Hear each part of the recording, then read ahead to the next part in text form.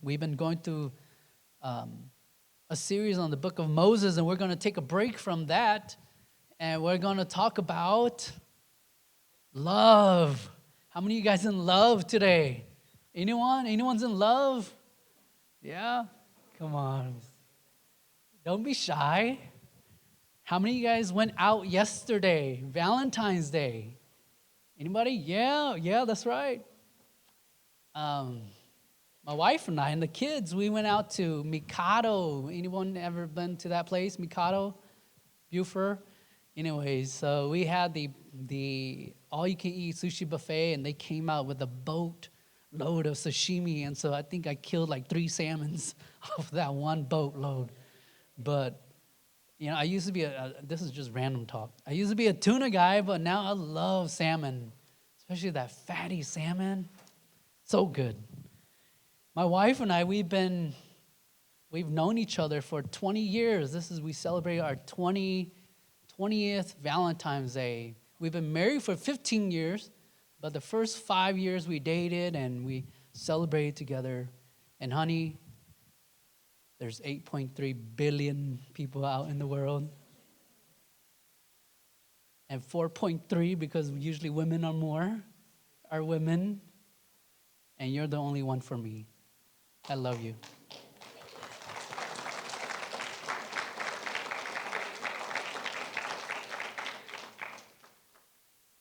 You know, some days you love your spouse, and then some days it's like, what are you doing, right?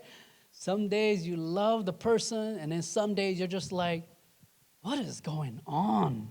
You know, have you ever noticed that? How inconsistent love can become in your life, in our life. You know, a parent might say to you, like, hey, I love you. But then, like, the very next word is like, you are so, right? You could not, right? But I love you. And it's like, man, what's going on here? I'm so confused, mom and dad. Or a couple, they stand together at the altar, say, hey, honey, I love you forever. I promise to take care of you. I promise to be faithful to you. And only to find that love faded away. Or perhaps 2 lifelong friends, all of a sudden they become strangers.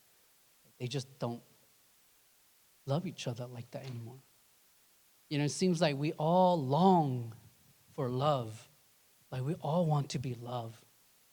And more than anything else,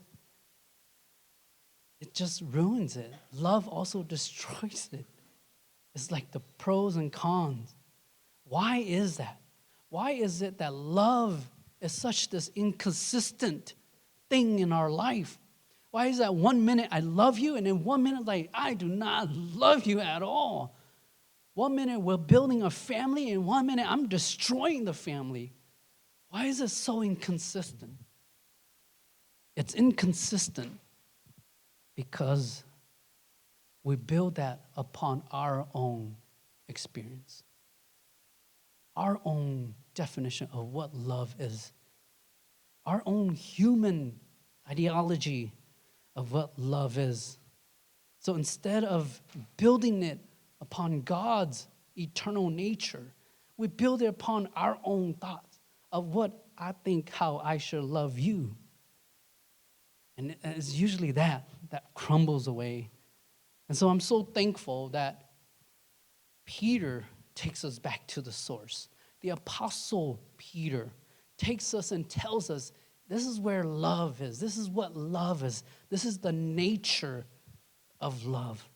And so Peter tells us that love is not just a human longing, a human desire, but love is a divine revelation. Because love reflects God's nature. Love reflects who God is. The nature of love, it points us back to the Creator. Love is the timeless truth. From the beginning of time, it consistently reminds us that eternity exists. Eternity in God. That's what love is. So how does it point us back to God? And Peter gives us 3 simple but powerful thoughts on how love reflects God. And those 3 thoughts are, first one, love is necessary. It is necessary in human. Love, the second one, love creates value. Love creates value. The third, love contains mercy, grace, and forgiveness. And so we find these 3 thoughts in 1 Peter chapter 4, verses 8, which reads, above all, keep fervent in your love for one another, because love covers a multitude of sin. You see, every expression of true love mirrors God. It reflects God. And so let me ask you, what would your marriage, your relationship look like if it was based on God, the love of God, and not on your personal, selfish gains, not on tradition, not on culture, not on what he said, she said, but what on God said? Or what would your friendship become if your love mirrored the nature of God? What kind of church would we be if we love like God would love us? Let me pray for us.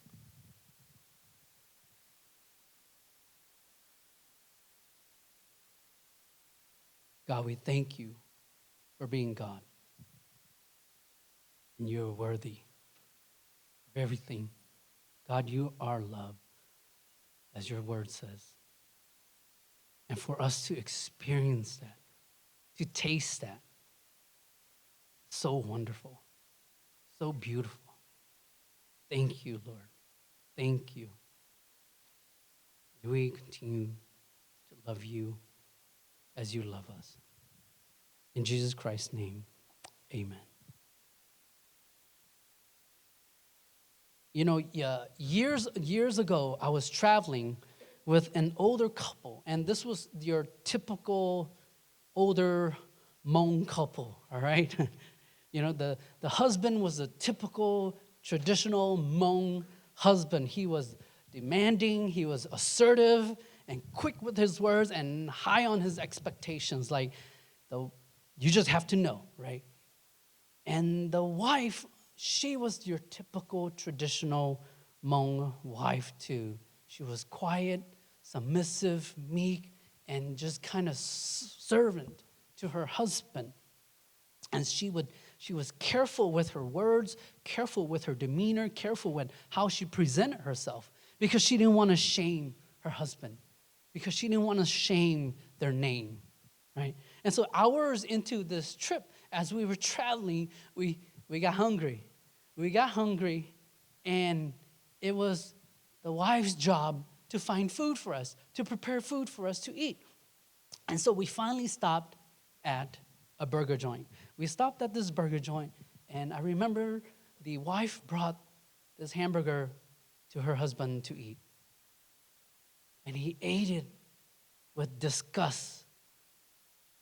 And he just took 1 or 2 bites, and he threw it away. He looked at her with disgust, like, you failed me. You failed me. How could you not prepare for this moment? That don't you know that on our traveling, we're going to get hungry? You should have thought ahead.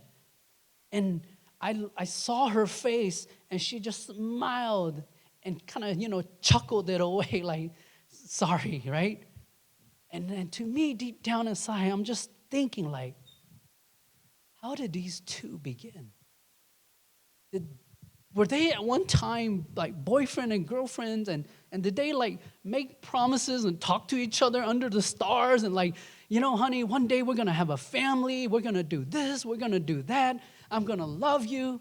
And yet here I'm looking at them as an older couple, and I'm looking at like, where is the love? Why have they stopped loving each other. You know, the love, it doesn't disappear overnight. It fades away when it is no longer the essential thing in your life. When you don't prioritize love, it becomes secondary. There's this another story my wife told me, right? The two couples were walking to Walmart, and they were walking to Walmart. They were old, elderly couple, limping to Walmart, but they were holding hands to hands, and they were going to Walmart.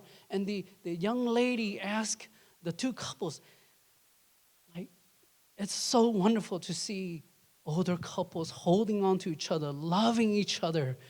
And they jokingly told her, they're like, the reason why we're holding on to each other, if we let go, we're going to fall. We just can't walk alone. I mean, that was a joke, but they truly loved each other. And they prioritized love above all else. Because when something becomes optional, it eventually becomes absent. And that brings us to our first thought. Our first movement, our first point is that love is necessary. That's what Peter says, and starts with the verse 4:8. He says, above all, above all, above all. See, somewhere along the line, the first couple, they lost sight of that. Maybe they started focusing on their career. Maybe they started focusing on the bills, the kids, the worries, the traditions, the culture. Whatever it was, they displaced love as the absolute above all. That's why Peter says above all. In other words, keep it at the top. Because when love stopped being the priority, we stop reflecting God.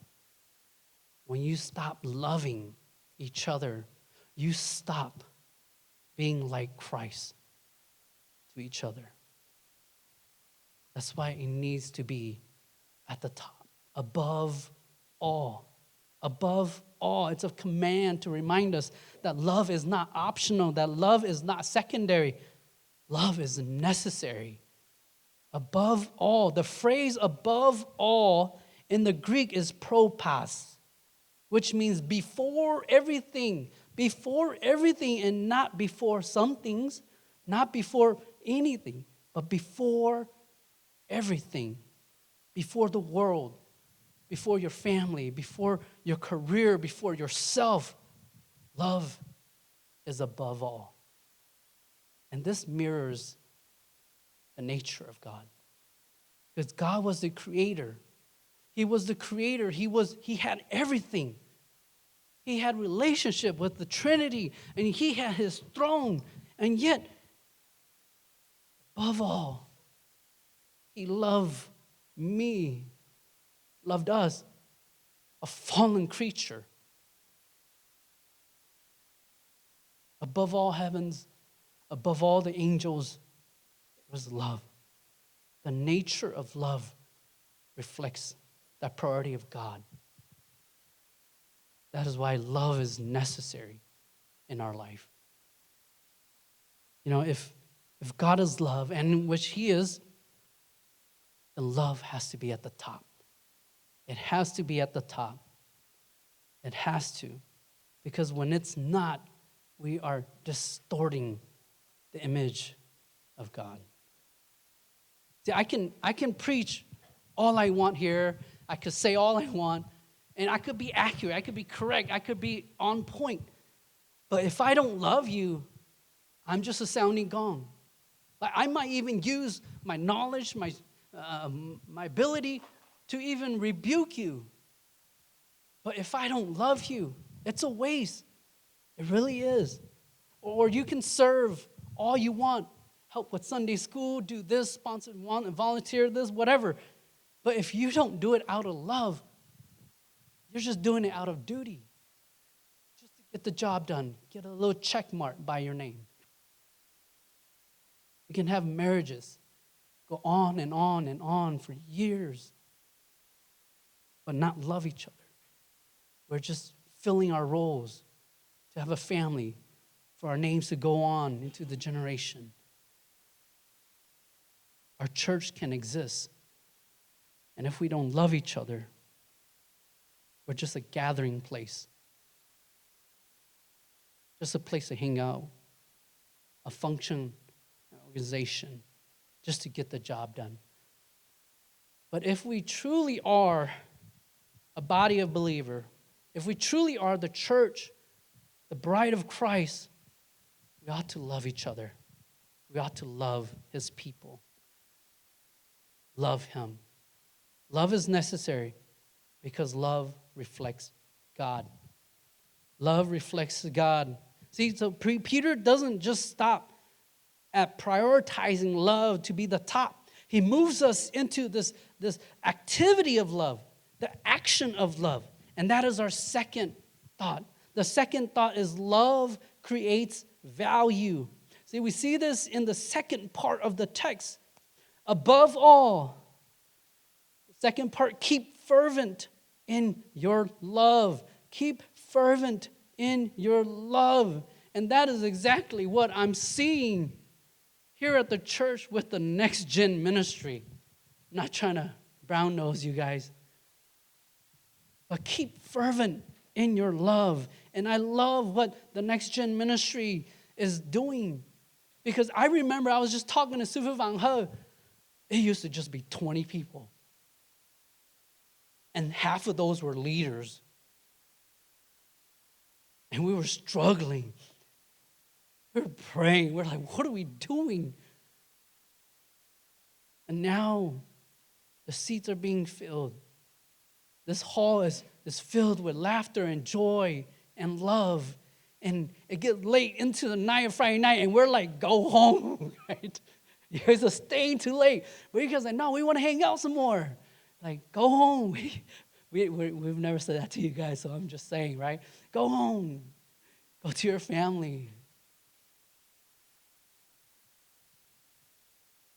Imagine there's a church where there's two doors. One door, people walk in, and they don't feel anything. They don't feel nothing from the body. They just come, they do their thing, and they leave.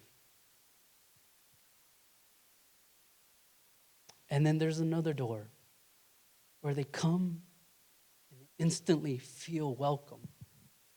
They feel like they belong. They feel like they're part of the family. See, there's warm conversation. There's burdens being shared, curses being broke, tears and prayer, and help for one another. The first church is just people here to attend. And then the second church is people matter. You matter. Your friend matters. The difference is fervent love. A love that creates value in people. And so Peter, he uses this word fervent. The word fervent is in the Greek is ekentes, which means stretching like an athlete, right? Extending beyond comfort. It is an extending effort. When you are fervent in loving other people, what are you doing? You're reaching out to them. Hey, how have you been? What's going on in your life? How can I help you? You're connecting with them. It's more than just I feel so loved. You're actually getting out there into this uncomfortable place. How can I pray for you? I know you've been struggling. I want to help you. I want to be there for you. It's become this extension, this fervent love for the people that walks through those doors. And it's not just we're a happy group. We feel great every time we're here. And then when someone walks by, it's like, he's struggling, but man, it doesn't matter because I'm over here. I'm singing my song. I'm worshiping God. And if someone is struggling and we don't even care about them. So Peter corrects us. Above all, keep fervent in your love. Extend out to the needy because that's also the nature of God. He doesn't simply just feel love, but he moves in it. He acts upon it. He reaches down from the heaven to earth and tells you, I love you, and I'm going to show you how I love you. Freeing you from those bondages. When we do that, when we reach out to people, when we extend to them, we're reflecting God's love. We're reflecting God to them. A love that is fervent is a love that creates value in others. And so when they come here and they feel appreciated, they feel valuable. That's a love that is fervent. Fervent love, it makes people feel value. It defends the helpless. It gives to the needy. It helps others. And God is always providing opportunities for us. Just last week, I don't know if you guys saw, but there was a gentleman that came in here asking for help. Asking for help. Extend your hand out to them to help them. There's always people in need. Can we, as a church, prioritize love? Can we, as a church, stretch out and check on one another and see, hey, how are you? I haven't seen you in a while. I want to see if you're doing okay. Hey, let's go out. Let's go have some fun and catch up and see how they're doing. And not just I've got a lot of programs going on. I can't be here, can't be there. I'm busy. When your brother or your sister is in need. Love does more than stretches out. And Peter takes us to the deepest part of the divine love. And that is the third thought of the verse from 1 Peter chapter 4, verse 8. And that thought is, love contains mercy, grace, and forgiveness. Love contains mercy, grace, and forgiveness. That is the third and final thought. And, I love seeing my kids fight. How many of you guys fight with your brothers and sisters? Yeah. And how many times your parents step in? Like maybe one time, right? Maybe none. Like, I love seeing them argue with each other. And they're fighting, they're kicking with each other. They always fight. Who gets to sit in the middle? Who gets to sit in the back, right? Because in the back, you don't get the AC. In the middle, you get the AC. But they're so torn because in the middle, you have to serve. You have to open the door. You have to push your seat back so people can go in the back. And so they're always fighting. They're always fighting. And I love seeing that. I love seeing them fight. Because at the end of the day, they come back and they hug each other. And they start cracking jokes on one another. And they just hash it out. That childlike faith, that love for each other is awesome. It's the love, as Peter says, covers a multitude of sins. See, love forgives. Love is graceful. Love is mercy. And that's why Peter is telling us, above all else, keep fervent love. Love covers a multitude of sin. I recall I went away for school, and in school, I distanced myself from my family. I had this mindset like, I don't like my family, right? And I want to be different. I want to be more. I was not satisfied. So I went to school, and I'm like, I'm going to be this person. I'm going to be that person, blah, blah, blah, blah, blah, blah, right? And I even adopted friends and as brothers and sisters, and I would be calling it, you're my brother, right? You're my sister, and we're bros, and we hang out together. And I started adopting that mentality. But it wasn't until my wedding, I'm like, where are my brothers at? Where are my sisters at? From school, no one was there. But my real brothers came through. And they set everything up. Because, in the Hmong culture, it's like, you got to do A, B, and C, because if you don't do A, B, and C, you're going to be in trouble, right? With the way the Hmong culture, the Hmong wedding goes. And we're just like clueless when it comes to Hmong weddings. But then when my brother stepped up, I'm just like, why are you doing this? Like, it was almost like I've cut off that relationship between us already. But you're still willing to love me like that. That's the love that forgives. That's the love that is merciful, is graceful. It covers a multitude of sins. I didn't just cut off my brothers, but I cut off my parents. I cut off everyone that I didn't want to get associated with. But at the end, it was them that came through. Peter tells us that love covers not one, not a few, but a multitude of sins. A multitude of sins. See, love chooses mercy instead of magnifying failure. Love doesn't come to me and say, hey, Fu, right? Back then I was still Fu. I was a short Fu. Hey, Fu, you have not been loving your brother and sister, and so you're going to fail, right? But when that love gets interjected into them, it covers a multitude of sin. And when that happens, continues to remind us to reflect of God's mercy, of His grace, and His forgiveness.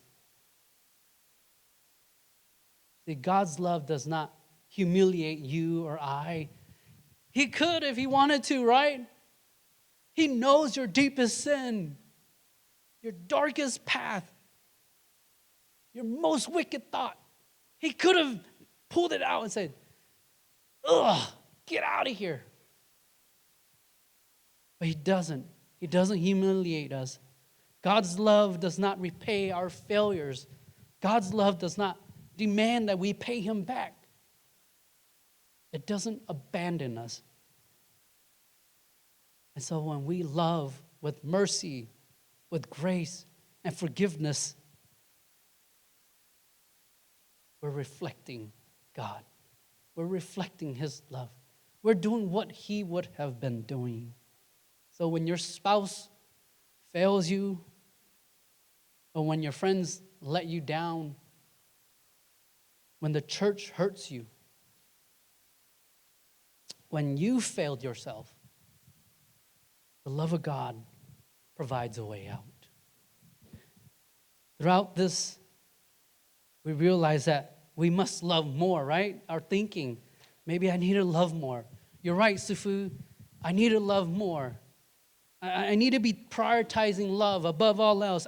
I need to love with an extended arm and inviting everyone over to my place, or I should be paying for everyone to eat, or I should be doing this, I should be doing that, or I need to forgive more. I need to be more graceful, more merciful.